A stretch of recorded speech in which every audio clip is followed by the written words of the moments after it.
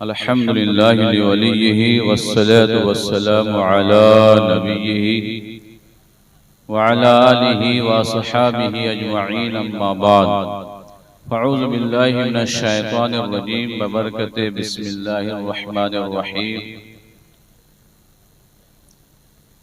या अय्युहल्लज़ीना आमनु तक़ुल्लाहा व कूनू मअस-सादिक़ीन सदक़ल्लाहुल अज़ीम व सदक़ रसूलुहुन नबियुल अमीनुल करीम व नहनु अला ज़ालिका लमिनश शाहिदीन व शाकिरीन वल्हम्दुलिल्लाहि रब्बिल आलमीन।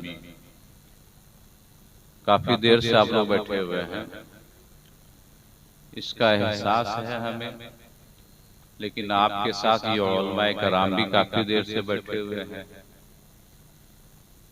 और जितनी बड़ी जिम्मेदारियां इन लोगों के सरों पर है उतनी जिम्मेदारी तो किसी के सर पर नहीं होती है। 5 टाइम का नमाज पढ़ाना कोई आसान काम है, लेकिन ये भी आपके साथ बैठे हुए हैं। पीछे लोग जो बैठे हुए हैं उनको आगे आ जाना चाहिए, आगे की बहुत सारी कुर्सियां खाली हैं। खतीब ये शान आलिम नबील फाजिल जलील मौलाना अलाउद्दीन चतुर्वेदी साहब क़िबला मद्दज़िल्लुहुल आली तशरीफ रखते हैं। खिताब नायाब समात करना है। आपके कनांदू की बस्ती में पहली बार इनकी तशरीफ आवरी हुई है।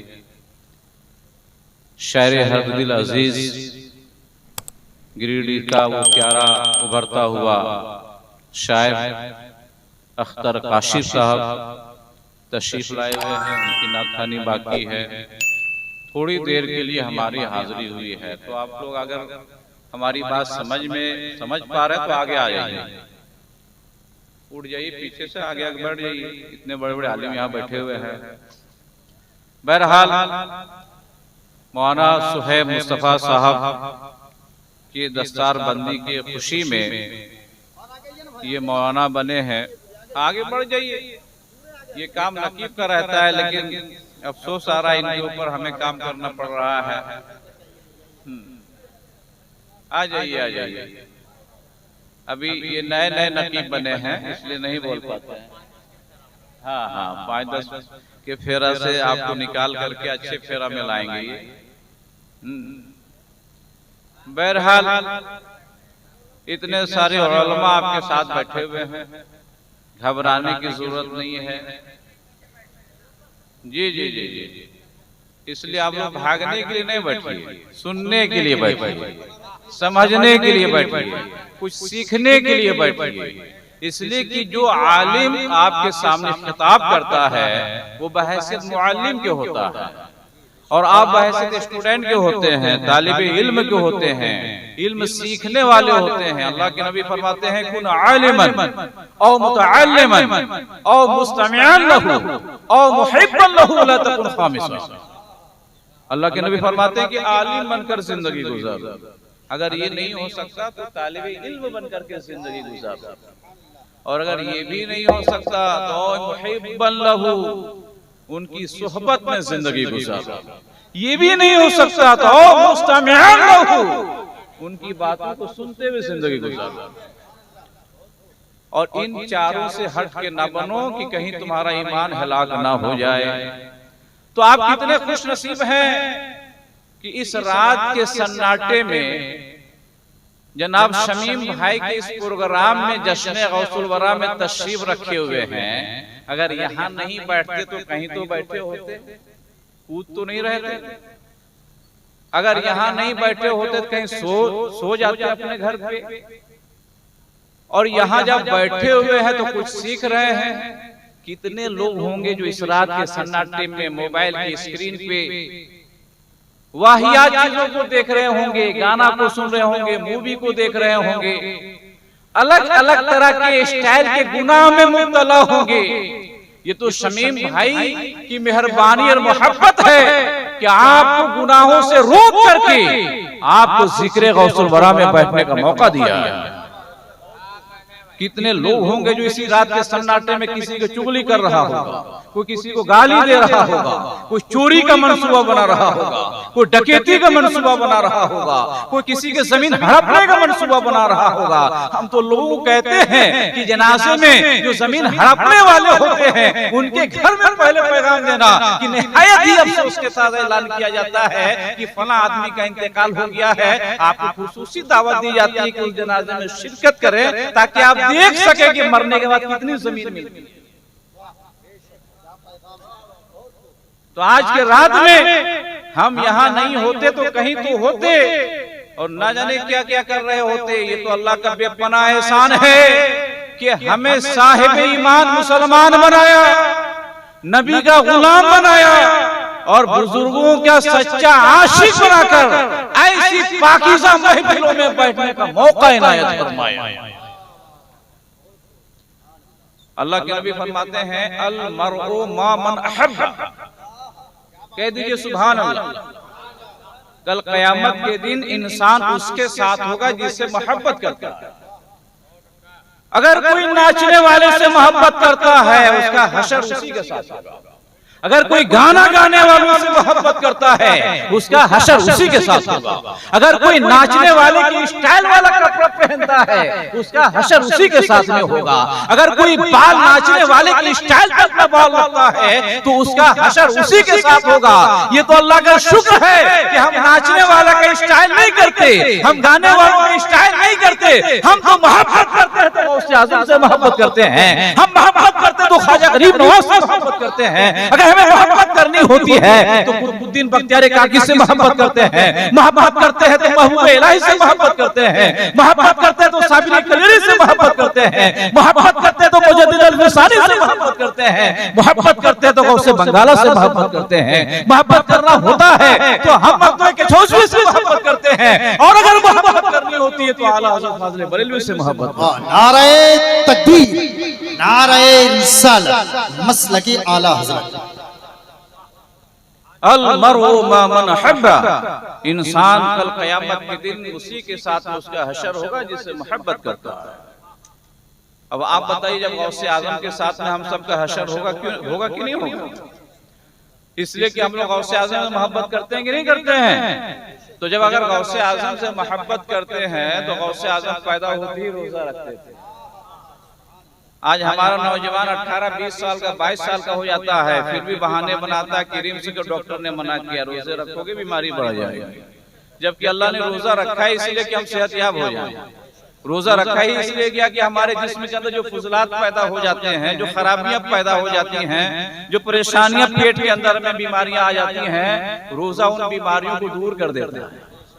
गौसे आज़म पैदा होते ही रोजे, उस जमाने में मोबाइल वगैरह नहीं था। आजकल देखते कि नहीं आसमान पे अब्र गुबार होता है तो लोग चांद की शहादत के लिए ईद करवाने के लिए एड़ी चोटी लगा देते हैं। जल्दी से कहीं से मुआना लाओ साहब, जल्दी से चांद निकलवा दो ना, जबरदस्ती कहीं झूठी शहादत दिला के दे दो, कल ईद पढ़ ले, एक रोजा कम रखना पड़ा। ऐसा लोग करते कि नहीं करते हैं? तो उस जमाने में फोन वगैरह नहीं हुआ करते थे। गौसे आज़म रज़ियल्लाहु ताला अन्हु के रोजे के बारे में, रोजा रखने के बारे में इतनी शोहरत हो चुकी थी कि अब्र गुबार की वजह से 29 के चांद नहीं हुए। बगदाद वालों ने, शहर जिलान के लोगों ने फैसला किया कि आले सादात में एक बच्चे की पैदाइश हुई है जो पैदा होते ही रोजा रख रहे हैं। सुबह सादिक से लेकर के गुरूब आफ्ताब तक के वो दूध नहीं पीते, कुछ खाते पीते नहीं, रोजे से रहते हैं। चल के कल सुबह उनकी माँ से पूछेंगे कि आपके बच्चे ने सुबह सादिक से लेकर के अब तक के कुछ खाया पिया है कि नहीं है। अगर खा पी लिया होगा तो समझ जाएंगे 30 की तारीख आज शाबान की, और अगर नहीं खाए पिए होंगे तो समझ लेंगे रमजान की पहली तारीख है। किस गौसे आज़म की महफिल में हम और आप बैठे हुए हैं? किस गौसे आज़म के नाम का नारा लगाते हैं? उस गौसे आज़म के नाम का नारा लगाते हैं जो पैदा होते ही रोजा रखते थे। गौसे आज़म रज़ियल्लाहु ताला अन्हु इल्म सीखने के लिए बगदाद जाना चाह रहे हैं। उस जमाने में बसें नहीं थी, ट्रेनें नहीं थी, मोटर गाड़ियां नहीं थी, स्कॉर्पियो नहीं थी। लोग या तो पैदल सफर करते थे, घोड़ों पे सफर करते थे, ऊंटों पे सफर करते थे, या काफिला वालों के साथ पैदल भी सफर करते थे।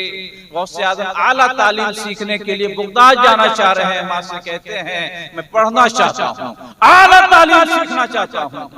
माँ कहती है ठीक है, उनके वालिद का इंतकाल हो चुका है, खाने पीने का वैसा कोई इंतजाम नहीं है।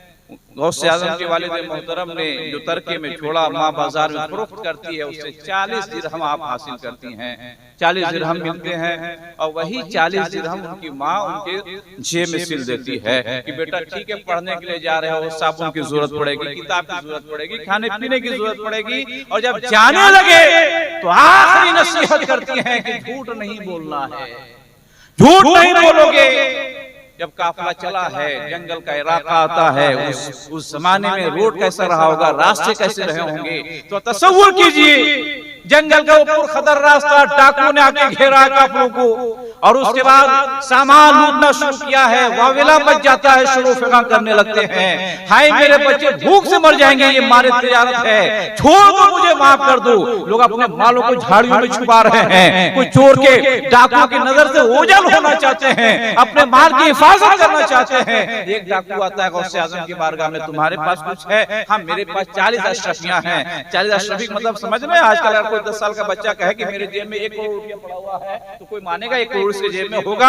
गौसे आजम फरमाते हैं 40 अशरफियां, सोने का सिक्का, यानी करोड़ों की लागत की मिल्कियत मेरे जेब में है। डॉक्टर मजाक समझता है, दूसरा डाकू आता है, यही सवाल करता है। गौसे आजम फरमाते हैं हाँ मेरे पास 40 अशरफी है। इस तरीके से कई डाकू आते, डाकुओं के सरदार के पास बात पहुंचती है कि हाँ सबका माल हमने छीन लिया है। डाकुओं के सरदार हिसाब करते हैं, कोई मुसाफिर बच तो नहीं गया है, कोई ताजिर बचा तो नहीं है, सबका माल छीन लिए हो, लूट लिया गया है। हाँ हाँ सबके माल लूट लिए हैं, एक बच्चे के सिवा। वो बच्चा कहता कि मेरे पास 40 अशरफियां हैं, मैंने मजाक सोच करके छोड़ा है। कई डाकू इसी तरीके के बोलते हैं, हाँ हाँ हमने भी मजाक में छोड़ दिया, निगलेक्ट किया है। अल्लाह समझे, डाकू का सरदार उनको बुलाते हैं और उसके बाद पूछते हैं कि आपके पास में क्या है? कहा मेरे पास 40 अशरफियां हैं, मेरे जेब में है। वो मजाक समझता है और कहता है वाकई 40 अशरफियां आपके पास में है? कहा हाँ हाँ मेरे पास 40 अशरफियां हैं। उनके जेब की तलाशी ली जाती है, गिनती होती है, 40 अशरफी निकलती है। डाकू का सरदार हैरान और परेशान हो जाता है कि इतने लोग अपने माल को छुपा रहे थे, अपने माल की हिफाजत की भीख मांग रहे थे, लेकिन किसी का माल छोड़ा नहीं गया। इसने छुपाया क्यों नहीं, छापा क्यों, बताया क्यों? अब वो पूछता है कि आखिर आप छुपाना चाहते तो छुपा सकते थे, आपने बता क्यों दिया?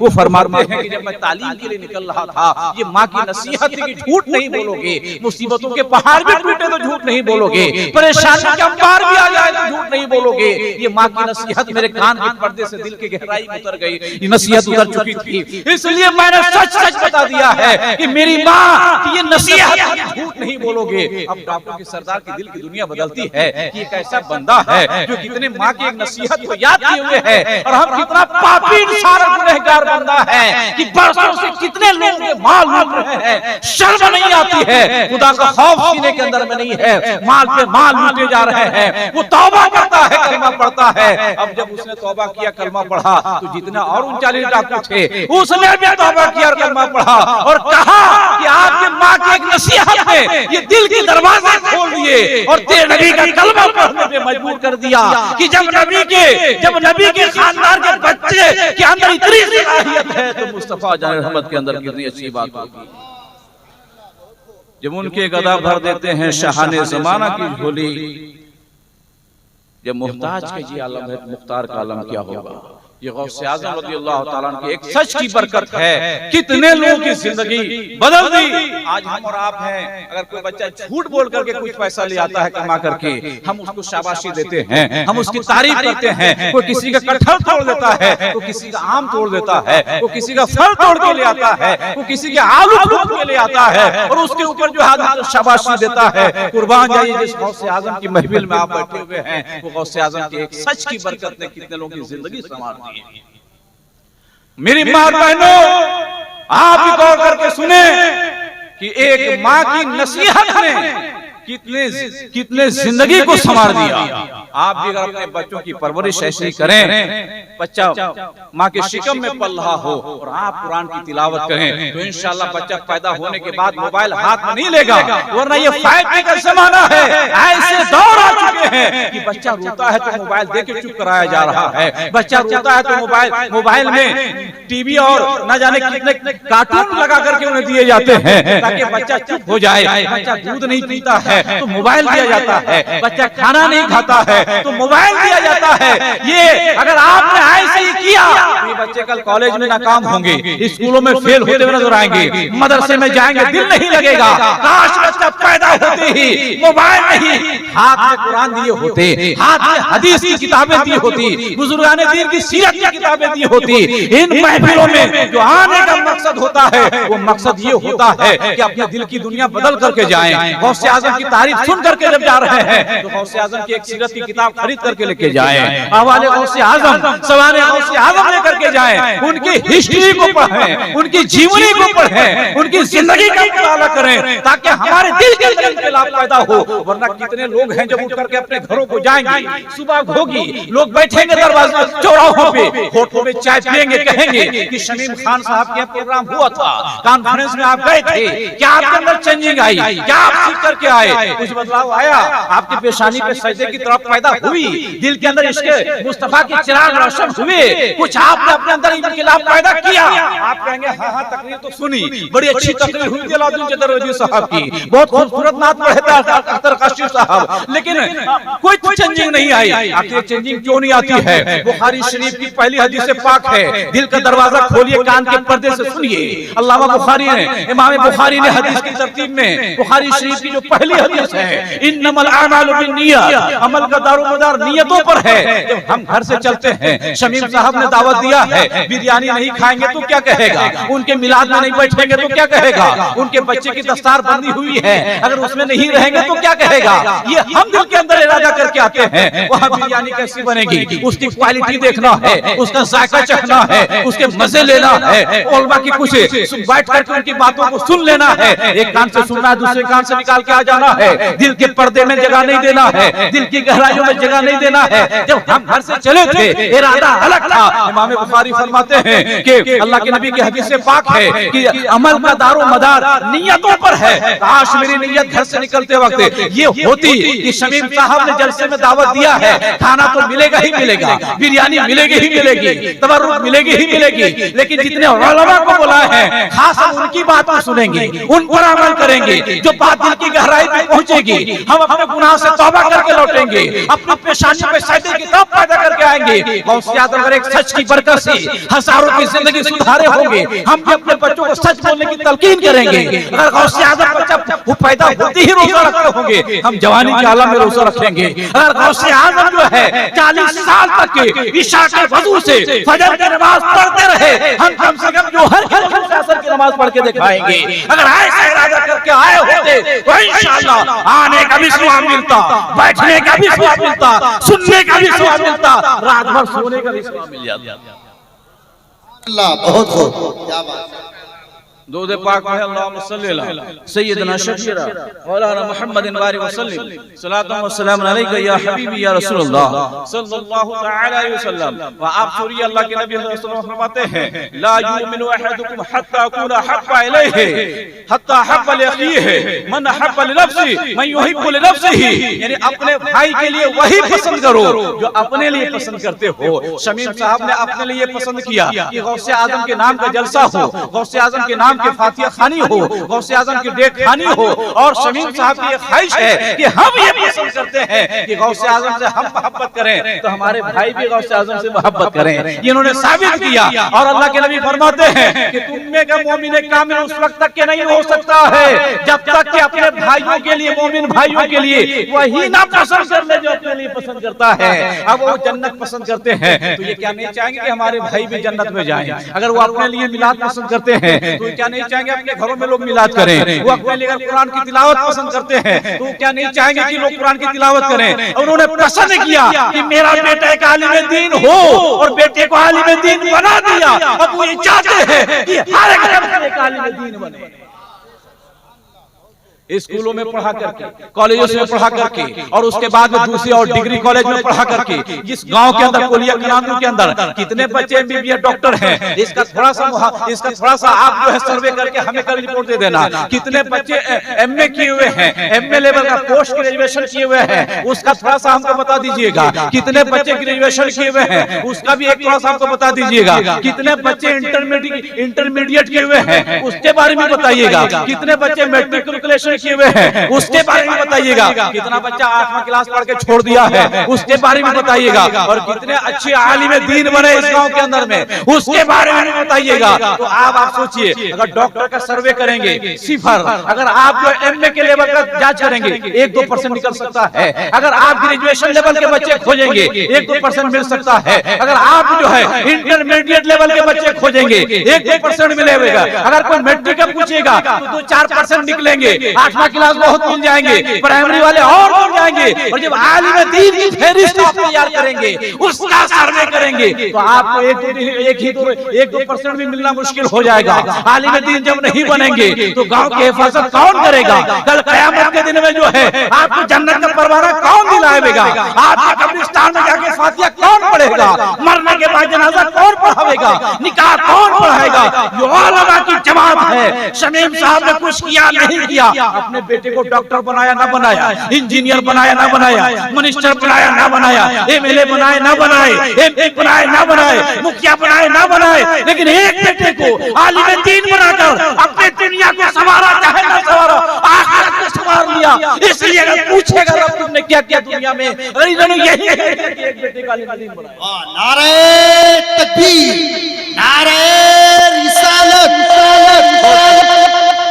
बेड़ा पार हो जाएगा। इसलिए कि जिसके घर में एक आलिम पैदा हो जाता है, 7 खानदान तक के, 7 नस्लों तक के सिफारिश करवा के जन्नत का हकदार बनावेगा। तो आप सोचिए कि एक बेटे को इन्होंने अच्छा आलिम दीन बनाया। वहाँ सुहेब मुस्तफा साहब, इनकी इब्तिदाई तालीम जामिया शरीफ बिखारी से हुई, और मैंने पढ़ाया, पहली तालीम इनकी हुई है। और मैं इनके लिए दुआ किया था कि अल्लाह ताला इनको कामयाबी दे। आज देखिए आलिम की शक्ल में आलिम दीन बनकर के आपके सामने मौजूद है। स्टेज पे अभी अच्छी तकरीर हुई, खूबसूरत तकरीर हुई। ये और बात इन्होंने कहा, घर की मुल्क की दाल बराबर। ये दाल बराबर नहीं, सोने के बराबर। घर के आलिम सोने के बराबर। आप और हम इज्जत नहीं देते हैं। जाके देखिए मदरसों में, बगल में है वलातुल में मदीनतुल उलूम, बच्चे जब छोटे-छोटे बच्चे जुमा के दिन अपने कपड़े धोते हैं नन्हे-नन्हे हाथों से, लाइन में लग करके प्लेट में खाना लेते हैं, और बैठ करके जब खाते हैं तब पता चलेगा कि दिल के टुकड़े को जब आदमी जुदा करता है तब आलिम बनता है। माँ की ममता जुदा होती है तब आलिम बनता है। घर से कोसों मील दूर सफर करना पड़ता है तब आलिम बनता है। आज गौसे आजम का जो मकाम है, इतना बड़ा मकाम है, जैसे सूरज के शुआओं, जैसे सूरज निकलता है लोग जानते हैं ये सूरज है, ऐसी गौसे आजम को विशाल किए हुए कितने हजार साल गुजर गए। इतने हजार साल के बाद भी गौसे आजम का जब नाम लिया जाता है तो ऐसे मालूम होता कि आज ही उनका विशाल हुआ। ऐसी आला नहीं फरमाते, वाह क्या मर्तबा गौस है बाला तेरा, ऊंचे ऊंचों के सरों से कदम आला तेरा, सर भला क्या कोई जाने के है कैसा तेरा, औलिया मलते हैं आंखें वो है तलवा तेरा। जब गौसे आजम ने कहा था कदमी हाज़ा ला रक़बते कुल्ले वली अल्लाह, मेरा ये कदम दुनिया के तमाम वलियों के गर्दनों पर है, तो जितने वली उस वक्त मौजूद थे या जितने इंतकाल कर गए थे, विशाल कर गए थे, या जितने वली होने वाले थे, सबों ने अपने गर्दन को झुका दिया है। मुफ्ती आजम फरमाते हैं, ये दिल ये जिगर ये आंखें ये सर है, ये दिल ये जिगर है, ये आंखें ये सर है, जहां चाहो रखो कदम गौसे आजम। आला हजरत फाज़िल बरेलवी रज़ियल्लाहु ताला अन्हु फरमाते हैं, तुझसे दर और दर से है सग, और सग से है मुझको निस्बत, तुझसे दर से सग और सग से है मुझको निस्बत, मेरी गर्दन में भी रहे दूर का डोरा तेरा। और इस निशानी के जो सग हैं नहीं मारे जाते, इस निशानी के जो सग हैं नहीं मारे जाते, हश तक मेरे गले में रहे पट्टा तेरा, हश तक मेरे गले में रहे पट्टा तेरा। वो गौसे आजम जिनकी इबादतों पे रब को रश्क आ जाए, रब कहे जिब्रील निदा कर दो तो कुछ खा भी ले, कुछ पी भी ले, फिर इबादत करे। आला हज़रत फरमाते हैं कसमें दे दे के खिलाता है, पिलाता है तुझे प्यारा अल्लाह तेरा चाहने वाला तेरा। आज गौसे आजम की मिलाद करने वालों के लोग इतराज करते हैं कि गौसे आजम की डेढ़ फातिया करते हैं, मिलाद करते हैं, उनकी इबादत का हाल ये है कि रब कसमें देता है, रब कसमें देता है, पी लो फिर मेरी इबादत करो। ये गौस का हाल था। हमें माँ कसमें देती है जब हम रूठ जाते हैं, हमारा बाप हमें कसम देके खिलाता है जब बाप हम रूठ जाते हैं। लेकिन गौसे आजम की इबादतों का हाल ये है, बगैर रूठे हुए इबादत करते हैं, रब कसमें देके खिलाता है, पिलाता है। सुभान अल्लाह। ये किस्सा लतीफ अभी ना तमाम है, जो कुछ बयां हुआ वहां से बाप था। अल्लाह तबारक व तआला आज इस महफिल को कबूल फरमाए और नवाज सुहैब साहब के इल्म व अमल में और यहाँ जितने उलमा बैठे सबके इल्म व अमल में खूब बरकत अता फरमाए। अस्सलामु अलैकुम व रहमतुल्लाहि व बरकातहू।